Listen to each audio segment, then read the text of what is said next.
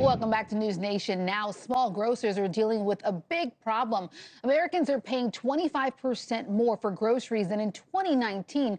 Those prices have risen faster than overall inflation, but small grocers are paying the biggest price, they say. Not only are they contending with inflation, but also the growing purchasing power of the likes of Walmart, Costco, and Kroger. Stores in remote areas have higher costs because delivery requires more fuel and staff hours. We have a special guest to help break this down a bit further. He is a fifth-generation grocer who started off working in his dad's store when he was 8 years old, earning $1 a day. I imagine that was a lot, though, back then. LaBonne Jr., thank you for joining us this afternoon. Good afternoon. All right, so as a small grocer, tell us about some of the biggest challenges that independent store owners, like yourself and your family, face today. Well, the biggest thing is our industry is so competitive. There's so many choices out there. You know, movie theaters, there might be one or two to go to, but, as grocery stores, you have Costco, Walmart, so the club stores, you have convenience stores, you have drugstores, you can buy online. So there's so many places. It's such a competitive industry. So what our edge is quality and service. That's the two things that we do best, and we've been doing it for a long time. When you think about something that I said a moment ago, where you see prices, outpacing inflation over the last 5 years, you immediately think that, profit taking is happening and you blame, price gouging. What do you say to customers blaming store owners for the price increases that we have seen over the last 5 years? I know a lot of people in our business, especially this year, are struggling because you just can't keep up. And because there's so much competition out there. Every week you look in the flyer, there's someone that's got something probably less than you. So you don't have the luxury of just marking up items above what the customer is willing to pay. So because the margins get thinner, because the costs keep going up, there's only so much you can charge. So it is difficult, and you have to find your niche. And again, we're blessed with 400 great people that work really, really hard. I have some people that have been with me 40 years, and there's that interaction with the customers that make the customer experience feels special. So that's our competitive edge, is our people and the quality and the service that we provide.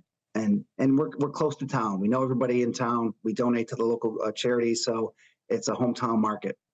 That's kind of my next question here. What impact do you think, these small grocery stores like yours, and I'm sure many others, have on their communities?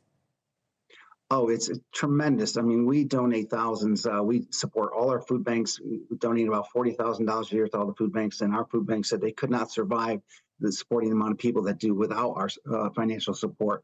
All the sports teams, whether it be theater, dance, you name it. The big stores, that are often foreign owned, do not support local communities like the little store. In a recent interview, Vice President Kamala Harris, obviously running for office right now, had something to say about her plans for the economy. I want to play that for you and then ask you a question on the other side. Sure.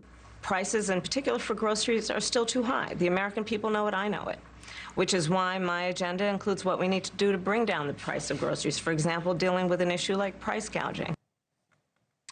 Yeah, I'm curious your thoughts on what kind of economic policies you think could benefit small grocers the most, based on maybe some of her ideas and plans. I think, she's slightly misguided because, again, the marketplace determines the retail price. You can't price things above what the market is willing to pay. So if you are $2 a pound over on ground beef, no one's going to come to your store and you're going to lose business. By setting fixed rates, someone's going to get hurt, whether it be the producer, the truck driver. And that, I think, doesn't work. It's been proven in other countries where they've tried to do in other times in our country's history where it has not worked. The market determines, what customers are willing to pay, and there are plenty of choices in our industry, and that's the best way to have the consumers win, is keep competing against each other to give them the best value. Yeah, I think to your point there, most economists say price fixing historically has never worked. Really appreciate your time, LaBonne Jr. Thank you for joining us. Thank you. Have a great day. You too. Thanks so much for watching. Go to joinnn.com to find NewsNation on your television provider. And don't forget to click the red subscribe button below to get more of NewsNation's fact-driven, unbiased coverage.